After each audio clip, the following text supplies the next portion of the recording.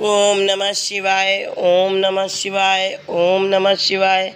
श्री शिवाय नमस्तुभ्यम। आप सभी भक्तों पर भगवान भोलेनाथ माँ पार्वती की कृपा बरसती रहे।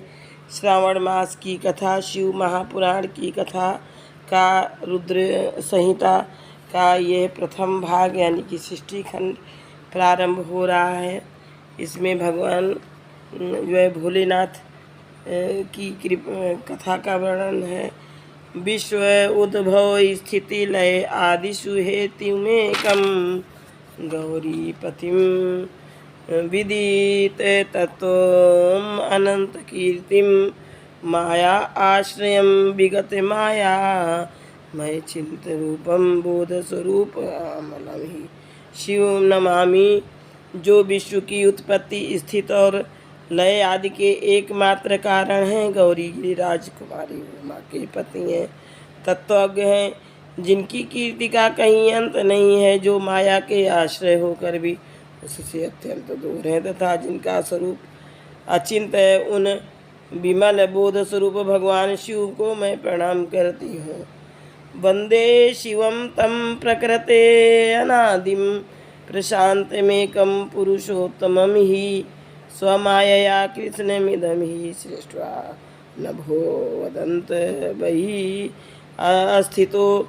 मैं स्वभाव से ही उन अनादि शांत स्वरूप एकमात्र पुरुषोत्तम शिव की वंदना करती हूँ, जो अपनी माया से इस संपूर्ण विश्व की सृष्टि करके आकाश की भांति इसके भीतर और बाहर भी स्थित है।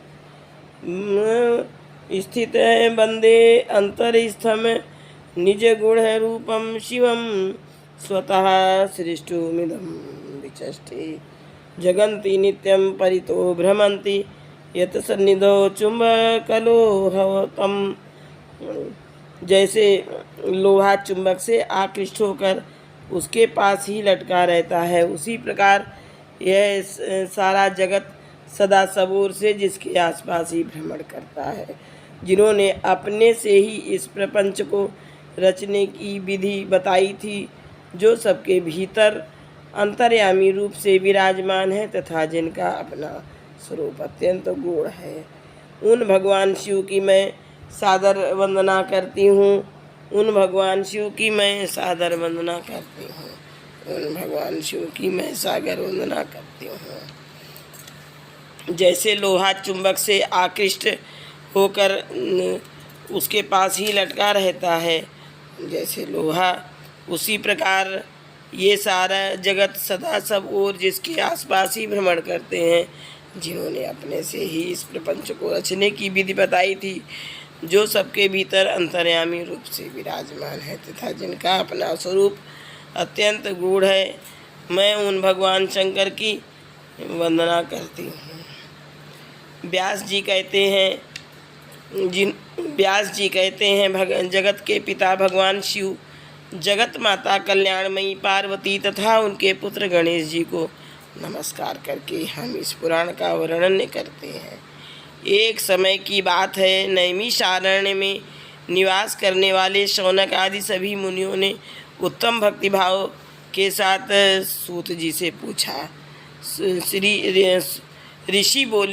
ऋषि कहते हैं कि हे महाभाग सूत जी, विद्वेषर संहिता की जो साध्य साधन खंड नामावली शुभ एवं उत्तम कथा है, उसे हम लोगों ने सुन लिया।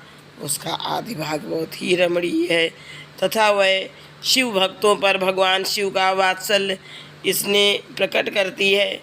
हे विद्वान, अब आप भगवान शिव के परम उत्तम स्वरूप का वर्णन कीजिए, साथ ही शिव और पार्वती के दिव्य चरित्रों का पूर्ण रूप से श्रवण कराइए। हम आपसे यह जानना चाहते हैं कि निर्गुण महेश्वर लोक में सगुण रूप कैसे धारण करते हैं।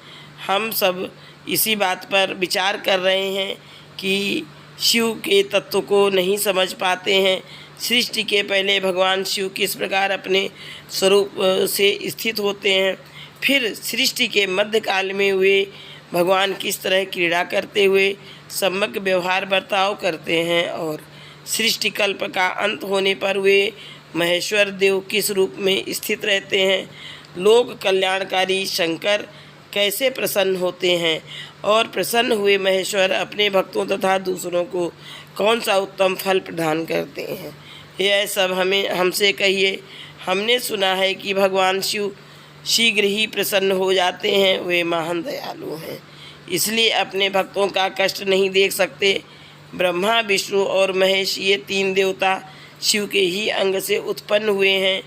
उनके प्राकट्य की कथा तथा उनके विशेष चरित्रों का वर्णन कीजिए।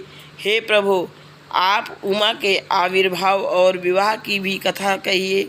विशेषता उनके गृहस्थ धर्म का और अन्य लीलाओं का भी वर्णन कीजिए। हे सूत जी, हमारे प्रश्न के उत्तर में आपको ये सब तथा दूसरी बातें भी अवश्य बतानी चाहिए। सूत जी उत्तर देते हुए कहते हैं, हे विद्वानों, हे मुनीश्वरों, आप लोगों ने बड़ी उत्तम बात पूछी है। भगवान सदाशिव की कथा में आप लोगों की जो आंतरिक निष्ठा हुई है, इसके लिए आप धन्यवाद के पात्र हैं। हे विद्वानों, भगवान शंकर का गुणानुवाद सात्विक, राजस और तामस तीनों ही प्रकृति के मनुष्यों को सदा आनंद प्रदान करने वाला है। पशुओं की हिंसा करने वाले निष्ठुर कसाई के सिवा दूसरा कौन पुरुष उस गुणानुवाद को सुनने से उबर सकता है, जिनके मन में कोई तृष्णा नहीं है। ऐसे महात्मा पुरुष भगवान शिव के उन गुणों का गान करते हैं, क्योंकि वह गुणावली संसार रूपी रोग की दवा है, मन तथा कानों को प्रिय लगने वाली और संपूर्ण मनोरथों को देने वाली है। हे विद्वानों, आप लोगों के प्रश्न के अनुसार मैं यथाबुद्धि प्रयत्नपूर्वक शिव लीला का वर्णन करता हूँ। आप आदरपूर्वक सुने। जैसे आप लोग पूछ रहे हैं, उसी प्रकार देवर्षि नारद जी ने शिव रूपी भगवान विष्णु से प्रेरित होकर अपने पिता से पूछा था।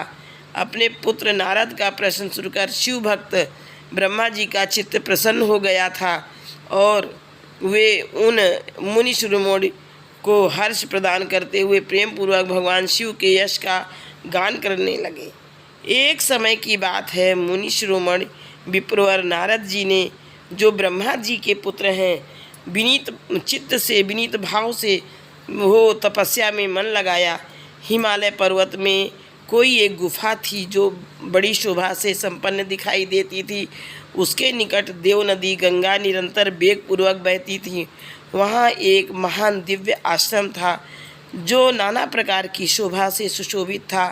दिव्यदर्शी नारद जी तपस्या करने के लिए उसी आश्रम में गए। उस गुफा को देखकर मुनिवर नारद जी बड़े प्रसन्न हुए और सुदीर्घ काल तक वहाँ तपस्या करते रहे।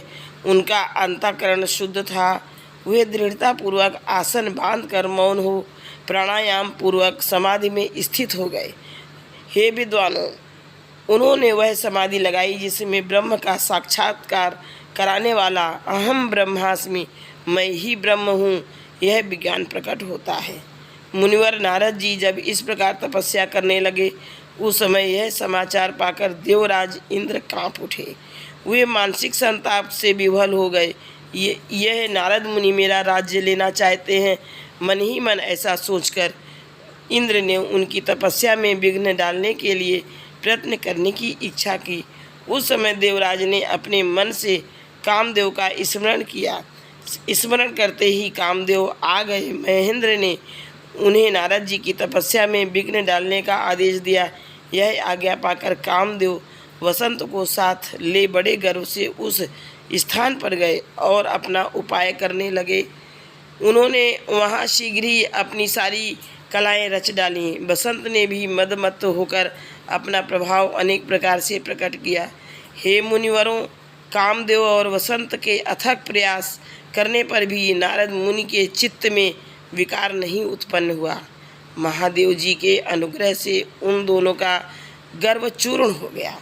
शौनक आदि ऋषियों, ऐसा होने में भी जो कारण था उसे आदरपूर्वक सुनो। महादेव जी की कृपा से ही नारद मुनि पर काम